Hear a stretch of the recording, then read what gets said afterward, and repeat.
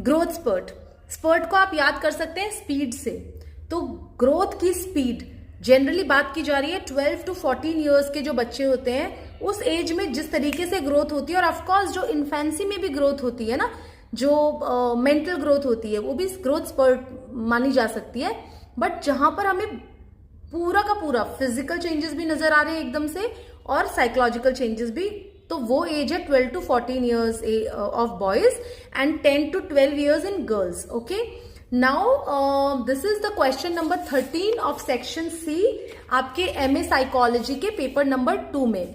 I am explaining it so that you can write it in your own words also. बाकी description में आपको answer मिल जाएगा, you can copy it also, या फिर जो एंड में मैंने इसमें लिखा है ना पॉइंट, ये आपको आइडेंटिटी ग्रोथ स्पर्ट स्टेजेस, ये आप चाहें तो कॉपी कर सकते हैं, otherwise you can just leave it because it just needs 50 to 60 words. उतने ही वर्ड्स में आपको आंसर करना है। सो आप क्या क्या बात कर सकते हैं? आप बात कर सकते हैं कि it helps in monitoring the development milestones, then identity delays हो रहे हैं या सही है, then we can guide children, teen and parents through the emotional challenges associated with the rapid body changes।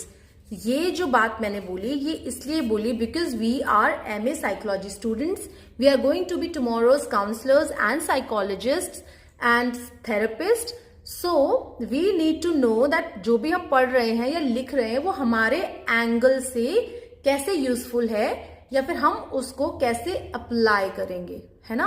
तो हमें जब पता है ग्रोथ स्पर्ट क्या होता है तो उसके बारे में आप लिख दोगे कि क्या क्या होता है ग्रोथ स्पर्ट में, और फिर आप लिखोगे कि अकॉर्डिंग टू आर अंडरस्टैंडिंग और our utility as tomorrow psychologist we are going to use it to counsel, help the parents or the teenagers। okay, that is it, and you can now share the, एक ही page में answer लिखा है इसका मैंने।